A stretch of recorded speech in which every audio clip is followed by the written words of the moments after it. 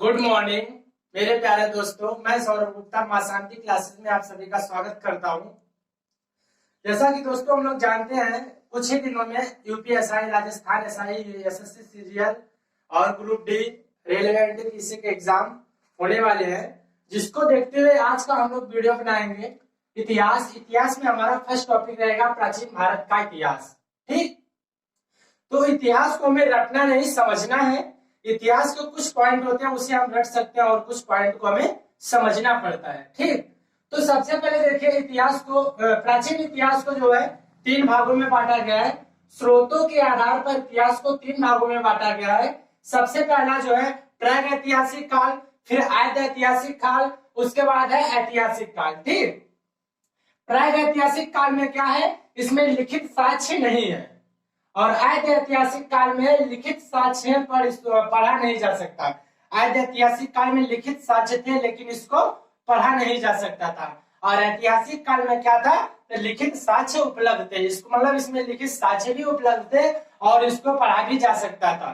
ठीक, तो आद्य ऐतिहासिक प्रागैतिहासिक काल में जो है हमारा जो है पाषाण काल आता है। पाषाण काल, उसके बाद ऐतिहासिक काल में हड़प्पा सभ्यता आता है, और ऐतिहासिक काल में वैदिक काल के आगे का जितना भी काल चला, जैसे मान लीजिए बौद्ध धर्म चला, जैन धर्म चला, चंद्रगुप्त मौर्य के इतिहास के बारे में। ठीक, तो देखिए इसमें से जो है एग्जाम में ज्यादा क्वेश्चन नहीं बनेगा, ये तो हमें बेसिक नॉलेज के लिए है। ठीक, तो अब हम थोड़ा बात कर लेते हैं पाषाण काल के बारे में। पाषाण काल किसे कहते हैं, जिस युग में मनुष्य ने पत्थरों का प्रयोग किया था उसे हम पाषाण काल बोल सकते हैं। ठीक, अब उसके बाद हड़प्पा सभ्यता आपका आज ऐतिहासिक काल में हड़प्पा सभ्यता आता है। ठीक, हड़प्पा सभ्यता के बारे में हम आगे वीडियो में बात करेंगे विस्तृत रूप से इसके बारे में। इसका हर टॉपिक जो है हम अगले वीडियो में क्लियर करेंगे। और आपका ये जो ऐतिहासिक लिखित साक्ष्य जो था, इसमें क्या था, जैसे आपका बौद्ध धर्म हो गया, जैन धर्म हो गया, और चंद्रगुप्त मौर्य का जो इतिहास था वो ऐतिहासिक काल में आता है। ठीक, तो सबसे पहले देखिए प्राग ऐतिहासिक काल का अध्ययन जो है रॉबर्ट ब्रूसफुट ने किया था। सबसे पहले प्राग ऐतिहासिक काल का अध्ययन रॉबर्ट ब्रूसफुट ने किया था।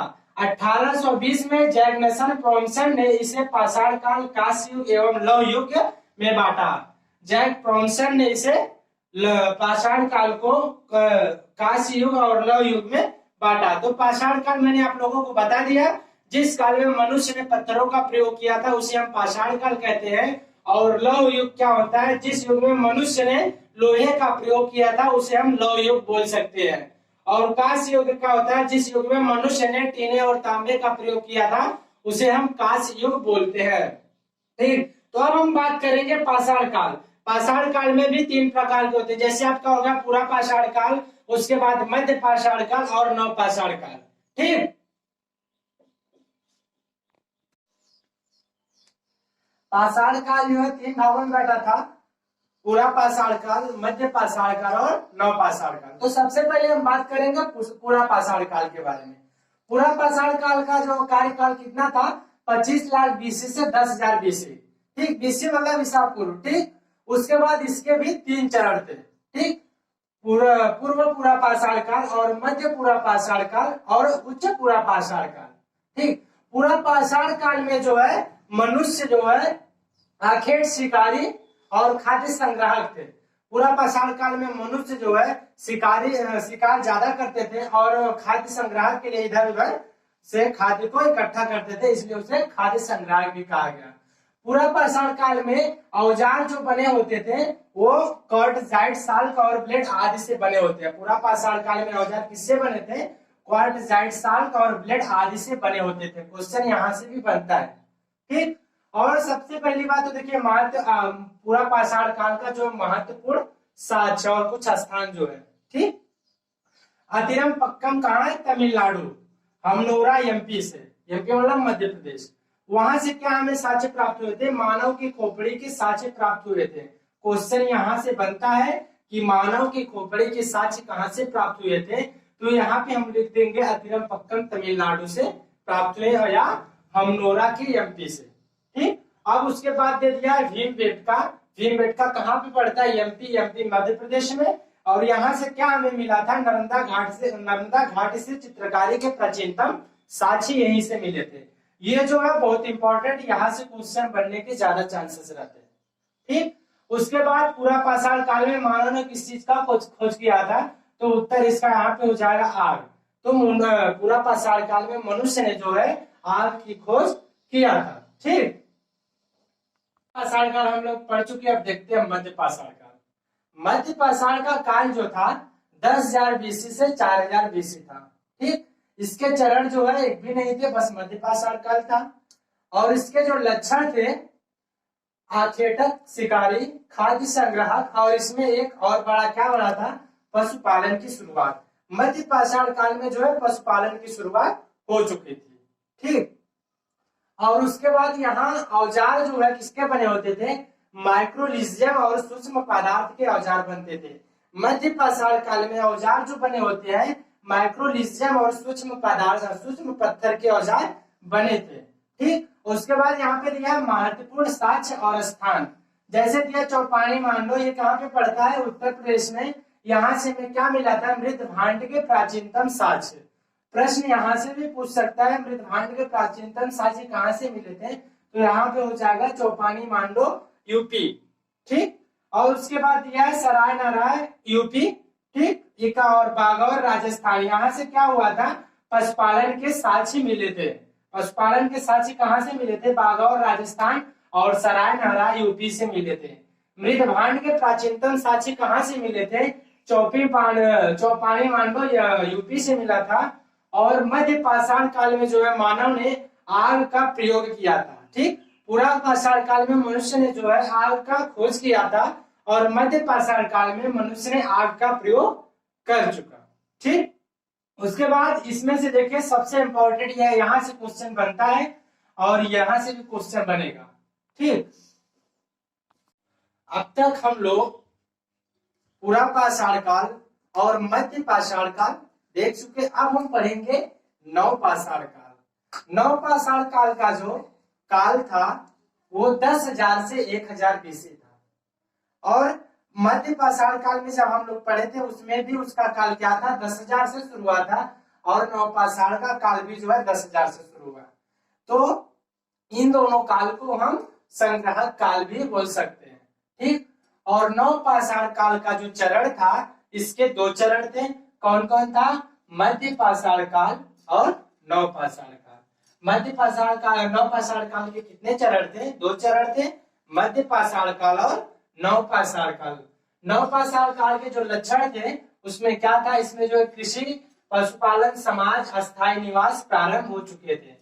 नव पाषाण काल में मनुष्य ने कृषि कार्य भी प्रारंभ कर चुका था, क्योंकि जब मध्य पाषाण काल में पशुपालन जब शुरू हुआ तो पशुपालन शुरू होने का उद्देश्य यही था कि वो कृषि को भी शुरू करे, ठीक। तो अब उसके बाद इसमें जो औजार किसके बने होते थे? नव पाषाण काल में औजार जो है स्लेट के बने होते थे। और उसके बाद यहाँ पे जो है नव पाषाण काल में कुछ महत्वपूर्ण साक्ष्य थे और कुछ महत्वपूर्ण स्थान भी थे। जैसे मान लीजिए अब यहाँ पे दिया है बुर्जहोम, कहाँ पे पड़ता है? जम्मू कश्मीर। और दिया है गढ़कवास, यहाँ जो है कब्र में मालिक के साथ कुत्ते को दफनाने का प्रमाण मिला था। उसके बाद दिया आपका कुंडी हवा, यूपी में पड़ता है, यहाँ से जो है चावल के प्रथम प्रमाण मिले थे। और नव पाषाण काल में जो है मनुष्य ने सबसे पहले जो है पहिए का खोज किया। फिर कृषि समाज, मनुष्य ने नव पाषाण काल में पहिए कृषि और समाज का खोज किया था। तो एक बार हम जो है इसे फिर से रिपीट कर लेते हैं। देखिए जैसे शुरू के नवपाषाण काल में क्या था, इसका काल जो है 10,000 से 1,000 बीसी था। नवपाषाण और मध्य पाषाण काल भी जो है दोनों साथ में शुरू हुआ था। 10,000 से वो भी शुरू हुआ, 10,000 बीसी से ये भी शुरू हुआ। तो इसको हम संग्रह काल भी बोल सकते हैं। इसके कितने चरण थे? इसके 2 चरण थे। कौन कौन था? मध्य पाषाण काल और नवपाषाण काल।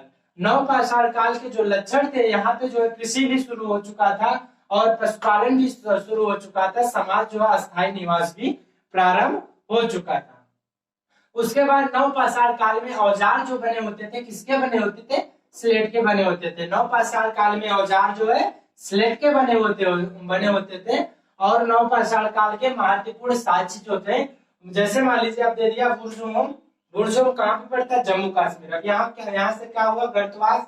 कब्र में मालिक के साथ कुत्ते को दफनाने का प्रमाण कहाँ से मिला था? ये बार बार क्वेश्चन एग्जाम में पूछा जाता है। कब्र में मालिक के साथ कुत्ते को दफनाने का प्रमाण कहाँ से मिला था? तो गर्तवास जम्मू कश्मीर से। ठीक है। उसके बाद दे दिया कोंडी हवा। कोंडी हवा जो कहाँ पड़ता है? यूपी में पड़ता है। यहाँ से जो है चावल के प्रथम प्रमाण मिले थे।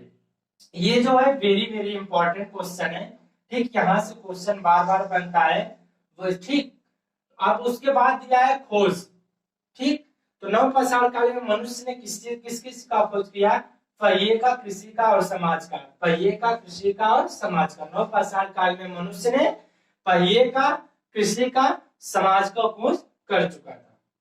ठीक, अब उसके बाद मध्य पाषाण काल में जब पशुपालन शुरू हुआ तो क्वेश्चन यहाँ से भी बनता, सबसे पहला जो है पालतू जानवर कौन सा था?